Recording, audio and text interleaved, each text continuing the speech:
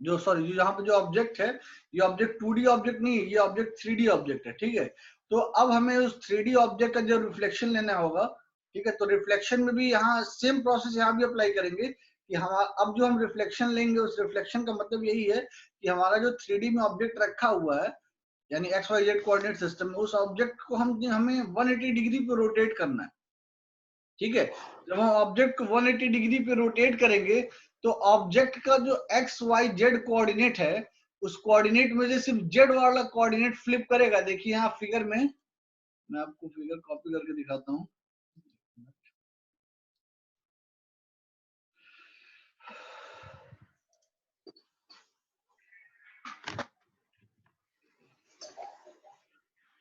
यहाँ पे देखिए इस फिगर में reflection relative to the X Y plane. हमारे एक ऑब्जेक्ट है x Y Z 3D space में, ठीक है। उस ऑब्जेक्ट को हमें उस ऑब्जेक्ट का हमें मिरर इमेज लेना है, रिफ्लेक्शन लेना है, ठीक है। तो जब उस ऑब्जेक्ट का जब हम रिफ्लेक्शन लेंगे तो उस ऑब्जेक्ट का जो रिफ्लेक्शन होगा, वो रिफ्लेक्शन हम एक्स वाई प्लेन के रिलेटिव में ले रहे हैं। तो जब एक्स वाई प्लेन के रेफरेंस में ले रहे हैं उसका रिफ्लेक्शन, तो उस ऑब्जेक्ट के एक्स वाई कोऑर्डिनेट्स अनचेंज्ड होंगे। उस ऑब्जेक्ट के, उस 3D ऑब्जेक्ट के एक्स वाई कोऑर्डिनेट अनचेंज्ड होंगे। बस जो जेड वाला कोऑर्डिनेट है, ये जेड वाला कोऑर्डिनेट जो कि इस केस में पॉजिटिव है, आफ्टर रिफ्लेक्शन इस जेड के कोऑर्डिनेट्स क्या हो जाएंगे, निगेटिव हो जाएंगे। यानी यहाँ पे क्या हो जाएगा, माइनस जेड हो जाएगा आफ्टर रिफ्लेक्शन, और बिफोर रिफ्लेक्शन क्या है, प्लस जेड होगा, ठीक है। सेम चीज अभी यहाँ पे हम जो मिरर इमेज जो रिफ्लेक्शन ले रहे थे वो X Y Z sorry X Y plane के रेस्पेक्ट में ले रहे थे। यही चीज अगर हम ये कह दें कि हम यहाँ जो रिफ्लेक्शन ले रहे हैं वो रिफ्लेक्शन एक्स जेड प्लेन के रेस्पेक्ट में ले रहे हैं, तो उस केस में क्या होगा, एक्स और जेड के कोऑर्डिनेट्स अनचेंज रहेंगे, वाई के कोऑर्डिनेट फ्लिप कर जाएंगे, प्लस की जगह हो जाएंगे निगेटिव हो जाएंगे, ठीक है।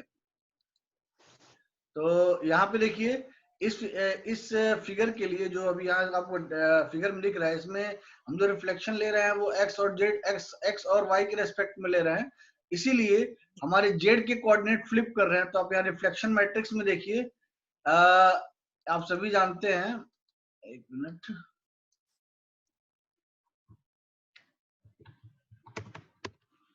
ये रिफ्लेक्शन की मैट्रिक्स है, ठीक है। इस रिफ्लेक्शन की मैट्रिक्स में आप सभी जानते हैं कि ये वाला जो पोर्शन है, ये x को रिप्रेजेंट करता है, ये y को रिप्रेजेंट करता है, और ये z को रिप्रेजेंट करता है, ठीक है। तो जब हम यहाँ पे जो मैट्रिक्स होती है जो x y z होती है, x y z 1 ऐसे होता है, जब इसको मल्टीप्लाई करते हैं तो x वाला पोर्शन इस पे मल्टीप्लाई होता है, यानी x वाला पोर्शन यहाँ मल्टीप्लाई होगा, y वाला पोर्शन इस पे मल्टीप्लाई होता है, और z वाला पोर्शन इस पे मल्टीप्लाई होता है।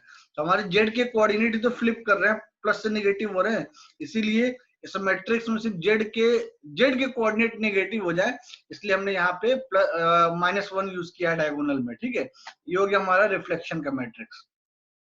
ऐसी 3D शेयरिंग की बात करें तो आपने जब 2D शेयरिंग पढ़ा था तो 2D शेयरिंग में हम किसी भी ऑब्जेक्ट को एक्स शेयर के रेस्पेक्ट में भी शेयर करते थे, वाई शेयर के रेस्पेक्ट में भी शेयर करते थे, ठीक है।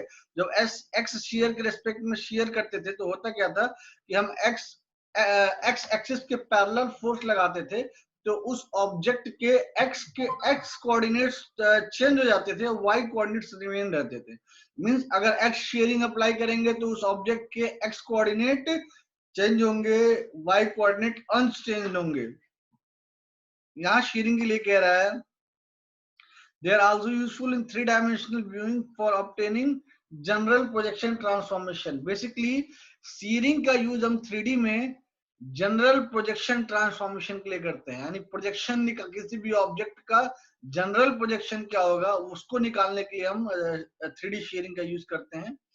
और in 2-dimensional we discuss transformation related to the x or y axis to produce distortion in the shape of object. In 3 dimension we can also generate shear relative to the z axis, ठीक है। तो अगर हम किसी भी object का shear निकालें relative to the z axis तो होगा क्या हमारा ये हमारा फर्स्ट फिगर है, हमारा सेकंड फिगर है।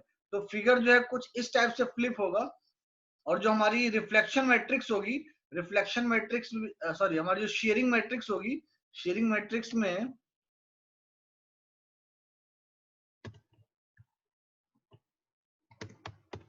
शेयरिंग मैट्रिक्स आपको दिख रही है, ये शेयरिंग मैट्रिक्स कर कुछ नहीं, ये बेसिकली जब हम एक्स वाई जेड के कोऑर्डिनेट्स को मल्टीप्लाई करेंगे इसमें, एक्स वाई जेड वन, ठीक है। यानी किसी भी 3D ऑब्जेक्ट को जब हम शेयर कर रहे हैं, तो उस 3D ऑब्जेक्ट की अभी यहाँ फिलहाल में एक पॉइंट की बात करें, किसी पॉइंट किसी ऑब्जेक्ट को शेयर करते हैं, तो उस ऑब्जेक्ट के कोऑर्डिनेट कैसे फ्लिप करेंगे। तो देखिए अगर ये एक्स को रिप्रेजेंट कर रहा है, वाई को कर रहा है, जेड को कर रहा है, ठीक है। तो यहाँ पे देखिए अगर हम जेड शेयर यूज कर रहे हैं, जेड एक्सिस के रेफरेंस में हम किसी भी ऑब्जेक्ट को अगर शेयर कर रहे हैं, तो बेसिकली हो क्या रहा है, आफ्टर मल्टीप्लीकेशन ये क्या शो कर रहा है, X plus Y into zero, zero plus Z into A, Z into A. यानी आफ्टर शेयरिंग हमारा जो जेड शेयर होगा वो क्या होगा, एक्स प्लस जेड ए, ठीक है। ऐसे ही सेकंड मैट्रिक सेकंड रो में अगर मल्टीप्लाई करेंगे तो क्या हो जाएगा, Y Y plus Z B, समझ में आ रहा है। और ये इसी जब जेड के रेस्पेक्ट ये थर्ड वाले रो में मल्टीप्लाई करेंगे तो क्या हो जाएगा, जेड सिर्फ जेड आएगा। यानी ये हमारा X dash equal to X plus Z A and Y dash equal to Y plus Z B और Z dash equal to Z. कहने का मतलब अगर हम जेड के रेफरेंस में कर रहे हैं, जेड की रेफरेंस में शेयरिंग कर रहे हैं, तो जेड के कोऑर्डिनेट्स अनचेंज रहे हैं, अनचेंज रहे हैं।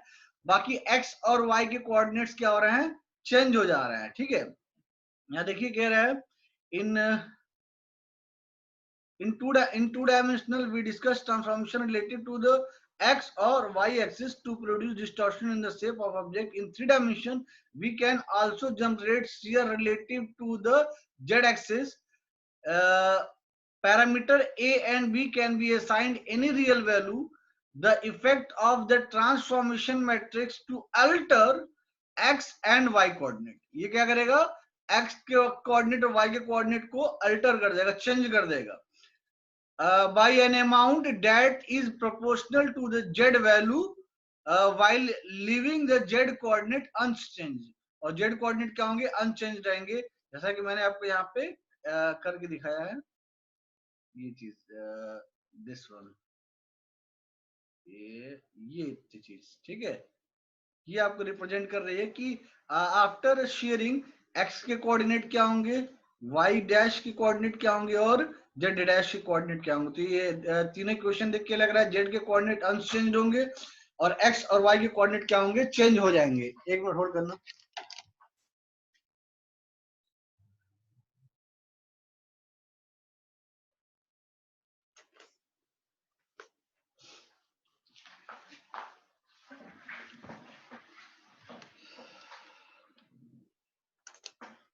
हाँ यहाँ तक क्लियर हो गया सबको, थर्ड ईयर माइक ऑन करो। यस सभी लोग माइक ऑन कर लो।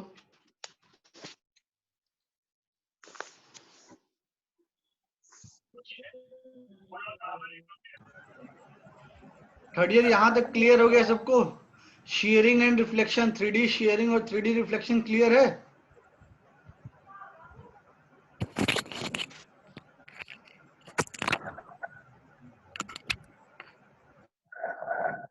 थर्ड ईयर, थर्ड ईयर, मेरी आवाज आ रही है क्लियर?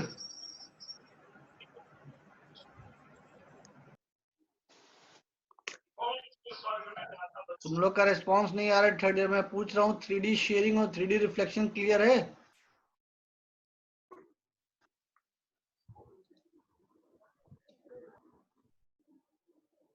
थर्ड ईयर,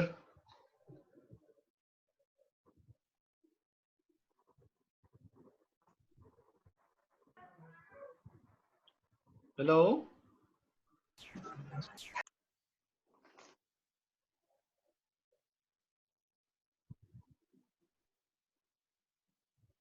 रिस्पॉन्स करो बेटा, तभी मैं आगे बढ़ूंगा। 3D रिफ्लेक्शन और 3D शेयरिंग क्लियर है?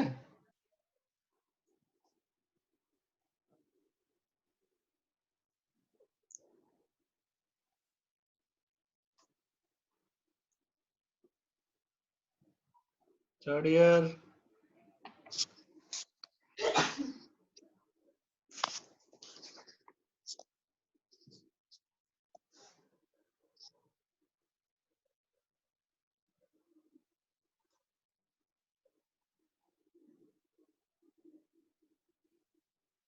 Raju Rao, yes sir.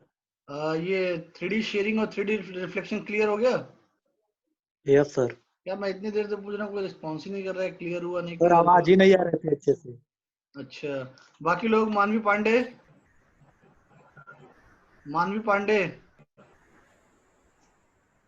मानवी, विपिन निषाद, यस सर। ये 3D शेयरिंग और 3D रिफ्लेक्शन क्लियर है? हाँ सर, वो आवाज बहुत कट के आ रही है तुम लोगों की। हेलो, हाँ सर, वो नेटवर्क प्रॉब्लम। नहीं जा रहा है? अगर नेटवर्क इश्यू तो अगला वाला टॉपिक पढ़ाऊंगा तो फिर तो आवाज ही नहीं आएगी, तो मतलब ही नहीं है कोई। Hello, yes sir. आवाज क्लियर, मेरी आवाज तुम लोग तक बिल्कुल क्लियर पहुंच रही है? सर कभी कभी बीच में कट जा रही है थोड़ी थोड़ी आवाज। क्या करूं बताओ, कंटिन्यू करूं या रोक दूं यहीं पे? क्योंकि यार फिर ये अगला टॉपिक बहुत इंपॉर्टेंट है, 3D व्यूइंग पाइपलाइनिंग। अभी अब बीच में आवाज नहीं आएगी तो सब मिस हो जाएगा ये। Yes sir. कहाँ चला जा रहा है ये बार बार? चलो मैं स्टार्ट करता हूँ 3D व्यूइंग पाइपलाइनिंग, ठीक है? अगर ज्यादा प्रॉब्लम होगी तो बताना, ठीक है? देखो, आपने जब 2 डायमेंशनल पाइपलाइनिंग पढ़ा था, यानी जब हम 2D में थे, तो उस समय हमने एक पाइपलाइनिंग आपको बताई थी। उस पाइपलाइनिंग का मतलब ये था कि जब भी किसी 2 डायमेंशनल ऑब्जेक्ट को वर्ल्ड कोऑर्डिनेट से डिवाइस कोऑर्डिनेट पर ले आते हैं डिस्प्ले कराने के लिए, तो हमें कौन कौन से ट्रांसफॉर्मेशंस को फॉलो करना होता है, ठीक है? तो उस समय आपको बताया था कि हम पहले ऑब्जेक्ट ऑब्जेक्ट कोऑर्डिनेट को वर्ड कोऑर्डिनेट मिलाते हैं, वर्ड कोऑर्डिनेट से व्यूइंग कोऑर्डिनेट मिलाते हैं, व्यूइंग कोऑर्डिनेट से नॉर्मलाइज्ड कोऑर्डिनेट मिलाते हैं, नॉर्मलाइज्ड कोऑर्डिनेट से तब जाके हम उसको डिवाइस कोऑर्डिनेट में ट्रांसफॉर्म करके लाते हैं। तो मतलब कई सारी ट्रांसफॉर्मेशंस करनी होती है हमें, कई सारे फेजेस से होकर गुजरना होता है हमें। ये जो सेट ऑफ फेजेस हैं जिनको हम बिल्कुल सीक्वेंस बाय सीक्वेंस फॉलो कर रहे हैं, उसको ट्रांसफॉर्म करने के लिए किसी एक कोऑर्डिनेट सिस्टम से दूसरे कोऑर्डिनेट सिस्टम में, या यू कहे वर्ल्ड कोऑर्डिनेट सिस्टम से डिवाइस कोऑर्डिनेट सिस्टम में ट्रांसफॉर्म करने के लिए जो सेट ऑफ फेजेस को हम फॉलो कर रहे हैं, उसी को हम बोलते हैं पाइपलाइनिंग। तो अगर वो पाइपलाइनिंग 2D पाइपलाइनिंग है तो हम बोलेंगे 2D पाइपलाइनिंग, और अगर वो पाइपलाइनिंग 3D पाइपलाइनिंग है, 3D व्यूइंग पाइपलाइनिंग है, तो उसको हम बोलते हैं 3D व्यूइंग पाइपलाइनिंग। तो यहाँ पे अगर 3D व्यूइंग पाइपलाइनिंग की बात करें तो आप ऐसे समझिए, जब 2D पाइपलाइनिंग आप पढ़ रहे हैं, तो 2D पाइपलाइनिंग में आप पहले ऑब्जेक्ट कोऑर्डिनेट को ट्रांसफॉर्म करते थे, यानी ऑब्जेक्ट कोऑर्डिनेट को चेंज करके वर्ड कोऑर्डिनेट में लेके आते थे, वर्ड कोऑर्डिनेट को चेंज करके आप व्यूइंग कोऑर्डिनेट सिस्टम में लेके आते थे, फिर आप व्यूइंग कोऑर्डिनेट सिस्टम को नॉर्मलाइज्ड कोऑर्डिनेट सिस्टम में लाते थे। After that normalised coordinate system को आप फाइनली ट्रांसफॉर्म करके डिवाइस कोऑर्डिनेट सिस्टम पे लाके ऑब्जेक्ट को डिस्प्ले कराते थे। यानी वहां पे जो ट्रांसफॉर्मेशन था, ओवरऑल ट्रांसफॉर्मेशन 2D ऑब्जेक्ट को 2D ऑब्जेक्ट में ही ट्रांसफॉर्म कर रहा था। बात समझिए, जब हम 2D ट्रांसफॉर्मेशन पढ़ रहे थे तो उस समय हम 2D ऑब्जेक्ट को 2D ऑब्जेक्ट में ही ट्रांसफॉर्म कर रहे थे। लेकिन यहाँ पे हम पढ़ रहे हैं 3D व्यूइंग पाइपलाइनिंग, यहाँ पे हम 3D ऑब्जेक्ट को ट्रांसफॉर्म करेंगे डिस्प्ले डिवाइस कोऑर्डिनेट पे। यानी डिस्प्ले डिवाइस कोऑर्डिनेट पे जब वो ऑब्जेक्ट दिखेगा तो वो 2D फॉर्म में दिखेगा, और हमारा ऑब्जेक्ट रियल वर्ल्ड इन्वायरमेंट में आए, यू कहें वर्ल्ड कोऑर्डिनेट में किस फॉर्म में है? थर्ड ईयर रिप्लाई करो। हमारा ऑब्जेक्ट वर्ल्ड कोऑर्डिनेट में किस फॉर्म में है? 3D में, 2D में है?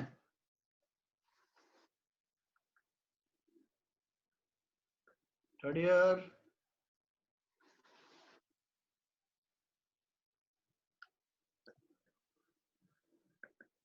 ईयर मेरी आवाज आ रही है तुम लोगों तक?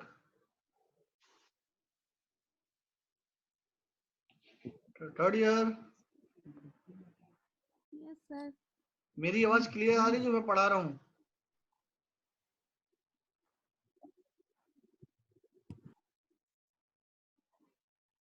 चलो तुम लोग का रिस्पॉन्स नहीं आ रहा, लेकिन फिर भी मैं पढ़ा रहा हूँ, ठीक है। तो 3D विंग पाइपलाइनिंग और 2D विंग पाइपलाइनिंग में बेसिक डिफरेंस क्या है, इसको समझने के लिए हम पाइपलाइनिंग की तरफ मूव करते हैं। जैसा कि आपको यहाँ फिगर दिख रहा है, इस फिगर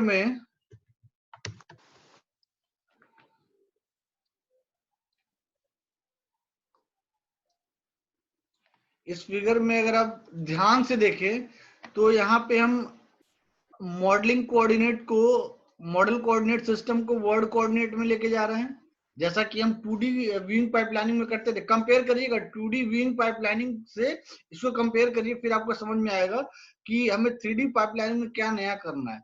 मॉडलिंग कोऑर्डिनेट सिस्टम को वर्ड कोऑर्डिनेट में लेके जा रहे हैं। After that word coordinate system को हम विंग कोऑर्डिनेट में लेके जा रहे हैं, ठीक है। अब याद करिए उस समय जब 2D विंग पाइपलाइनिंग पढ़ रहे थे तो विंग कोऑर्डिनेट को नॉर्मलाइज्ड कोऑर्डिनेट में ले जाते थे, यानी इस स्टेप में आता था हमारा नॉर्मलाइज्ड कोऑर्डिनेट, ठीक है, नॉर्मलाइज्ड कोऑर्डिनेट ट्रांसफॉर्मेशन।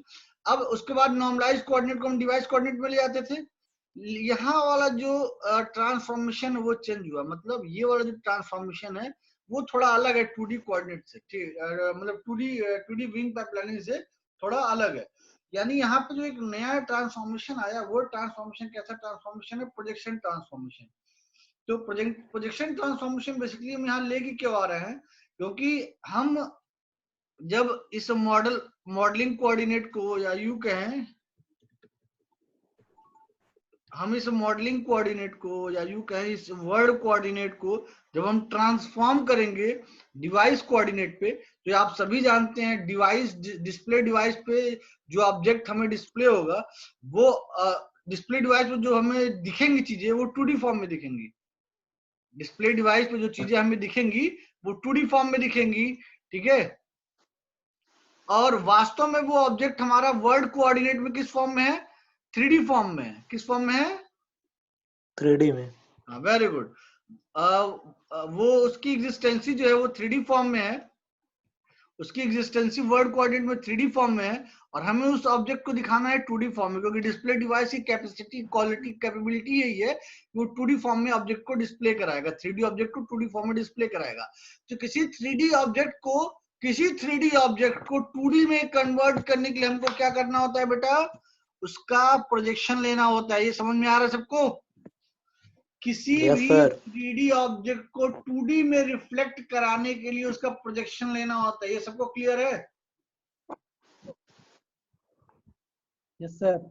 इसीलिए यहाँ पे हम एक एडिशनल ट्रांसफॉर्मेशन कर रहे हैं जिसको हम बोल रहे हैं projection transformation. After this transformation our coordinate system transformed from viewing coordinate system to projection coordinate system, ठीक है। और जब वो प्रोजेक्शन कोऑर्डिनेट सिस्टम में ट्रांसफॉर्म हो जाएगा तो फिर उसको क्या करेंगे? हम वर्क स्टेशन यानी डिवाइस कोऑर्डिनेट सिस्टम में उसको कन्वर्ट कर लेंगे। यहाँ तक सबको क्लियर है? Yes sir. कि 3D व्यूइंग पाइपलाइनिंग जो है 2D व्यूइंग पाइपलाइनिंग से कैसे अलग है? मेन डिफरेंस यही है कि 3D व्यूइंग पाइपलाइनिंग में हम प्रोजेक्शन ट्रांसफॉर्मेशन को यूज करते हैं ताकि हम उस 3D कोऑर्डिनेट को, जो 3D कोऑर्डिनेट सिस्टम है, उस 3D कोऑर्डिनेट सिस्टम को ट्रांसफॉर्म कर सके 2D कोऑर्डिनेट सिस्टम में, ताकि हमारा जो 3D ऑब्जेक्ट है रियल जो वर्ड कोऑर्डिनेट में एग्जिस्ट कर रहा है उसको हम ट्रांसफॉर्म कर सके 2D ऑब्जेक्ट में, ठीक है, उसका प्रोजेक्शन लेकर के। तो यही प्रोजेक्शन जो है हेल्पफुल होता है किसी 3D ऑब्जेक्ट को 2D ऑब्जेक्ट में कन्वर्ट करने के लिए। थोड़ी देर पहले आपने यहाँ पे पढ़ा था, जब आप शेयरिंग पढ़ रहे थे, यहाँ देखिए शेयरिंग में साफ साफ लिखा था they are also used in 3 dimensional viewing for obtaining general projection transformation. ठीक है, जनरल किसी भी ऑब्जेक्ट का जनरल प्रोजेक्शन ट्रांसफॉर्मेशन क्या होगा उसको हम फाइंड आउट करने के लिए एक शेयर्ड इमेज ले लेते हैं, तो हमें पता चल जाता है कि आफ्टर प्रोजेक्शन इसका देखिए ऐसे आप फिगर में देखिए, इस वाले फिगर में मैं इसको कॉपी कर लेता हूं।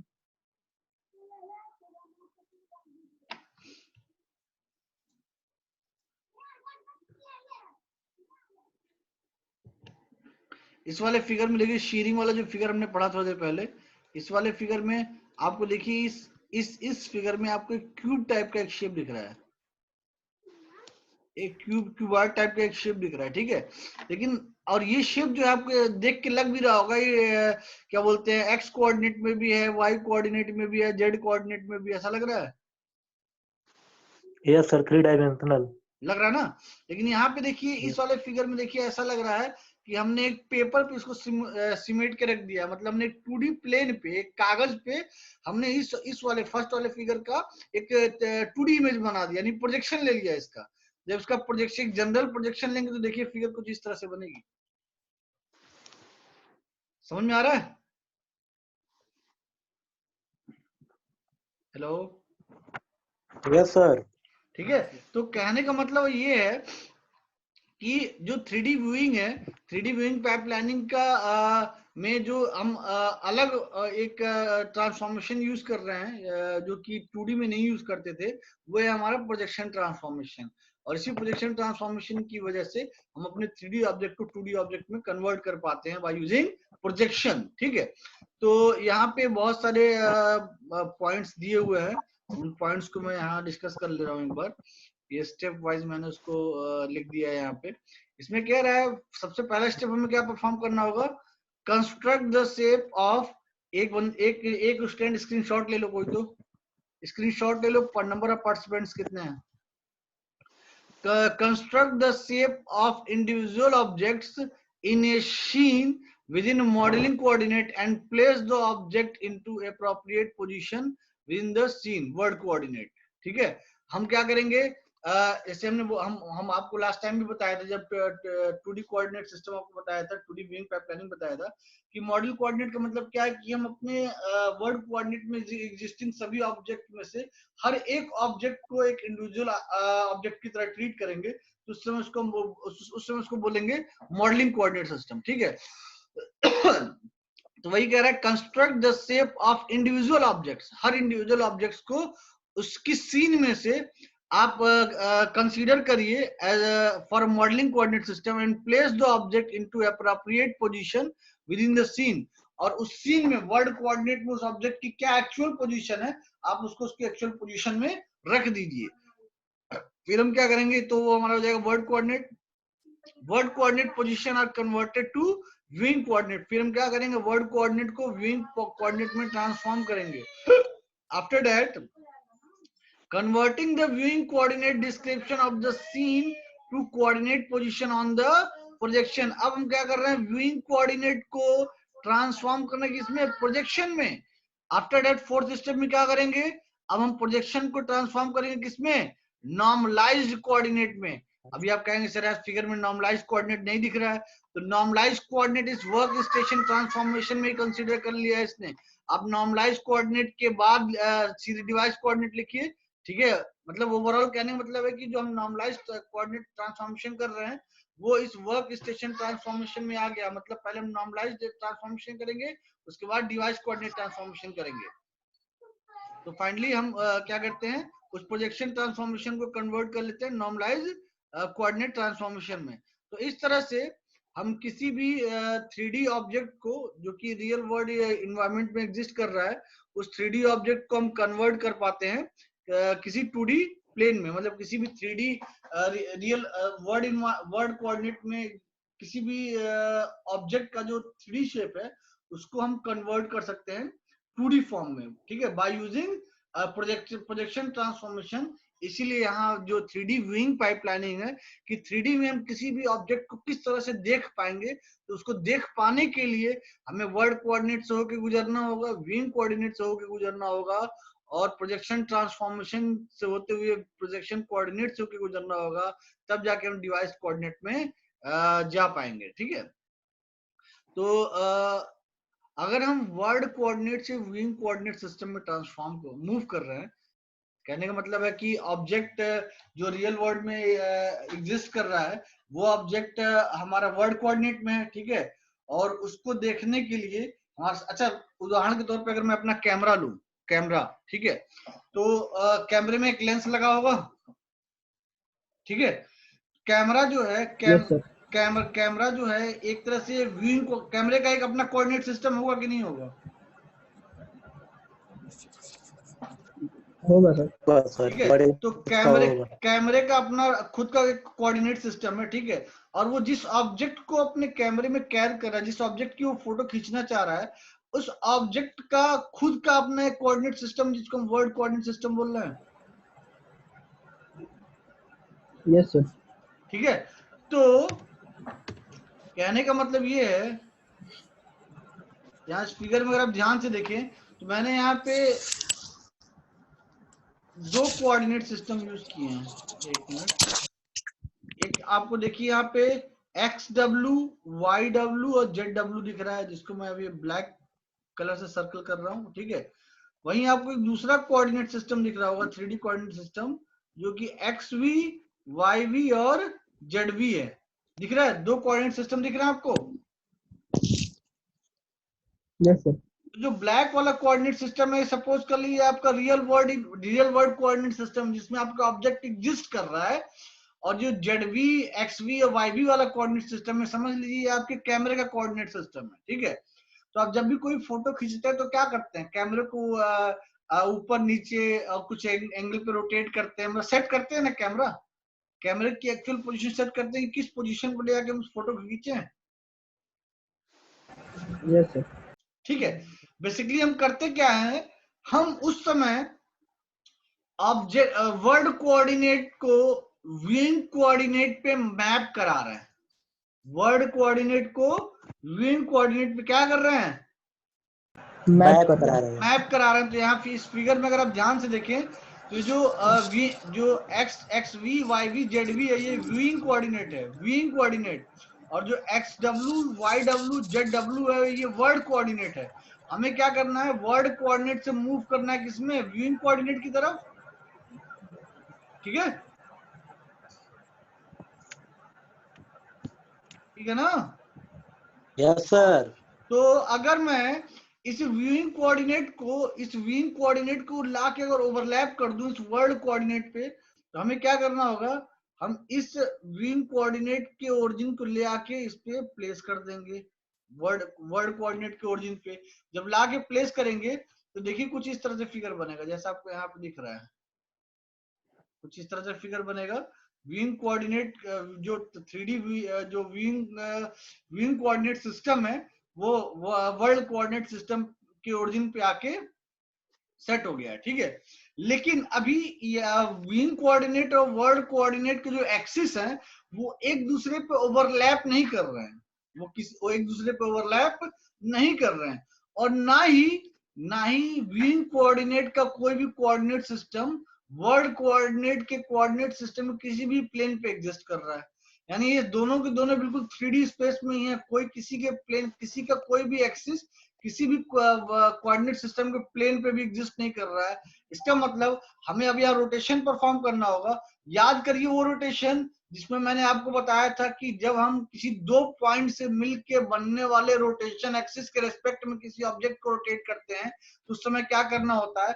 तो मैंने आपको बताया जब पहले हम उस रोटेशन एक्सिस को एक्स एक्सिस के रेस्पेक्ट में रोटेट करेंगे तो वो ZW प्लेन पे आ जाएगा, सॉरी जेड एक्स प्लेन पे आ जाएगा।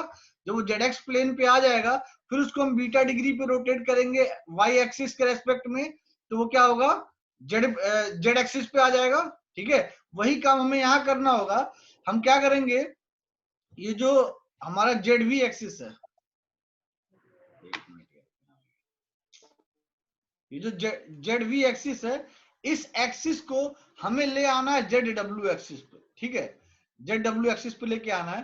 और ये जो एक्सिस है ये कहीं 3D स्पेस में किसी स्पेसिफिक एंगल पे सेट है। तो हमें क्या करना होगा, पहले इस ZV को अल्फा डिग्री पे रोटेट करके ZX प्लेन में आना होगा।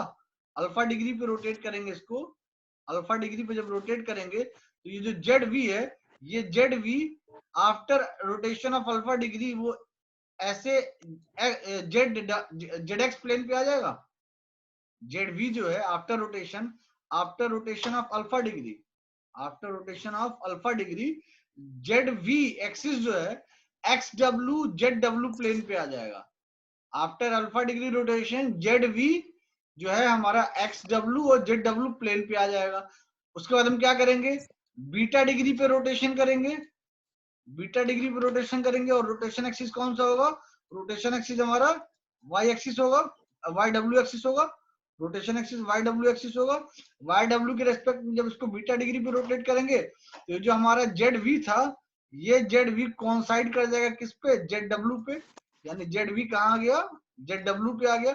लाइक दिस फिगर, इस फिगर की तरह देखिए, ZW जब ZV एक्सिस ZW पे आ जाएगा तो ऑटोमेटिकली XV जो है XW पे आ जाएगा और YV जो है YW पे आ जाएगा। ये समझ में आ रहा है थर्ड ईयर? Yes sir. जब हम ZV को रोटेट कराते कराते अगर ZW पे ला के रख देंगे तो XV और YV ऑटोमेटिकली XW और YW पे चला जाएगा। तो कहने का मतलब ये है कि इस ट्रांसफॉर्मेशन में जब हम वर्ड कोऑर्डिनेट को व्यूइंग कोऑर्डिनेट सिस्टम में ट्रांसफॉर्म कर रहे हैं, जब हम वर्ड कोऑर्डिनेट सिस्टम को व्यूइंग कोऑर्डिनेट सिस्टम में ट्रांसफॉर्म कर रहे हैं तो बेसिकली हम मैथमेटिकली कर क्या रहे हैं ये भी हमें जानना जरूरी है। तो मैथमेटिकली हम क्या कर रहे हैं, पहले हम ऐसे देखिए,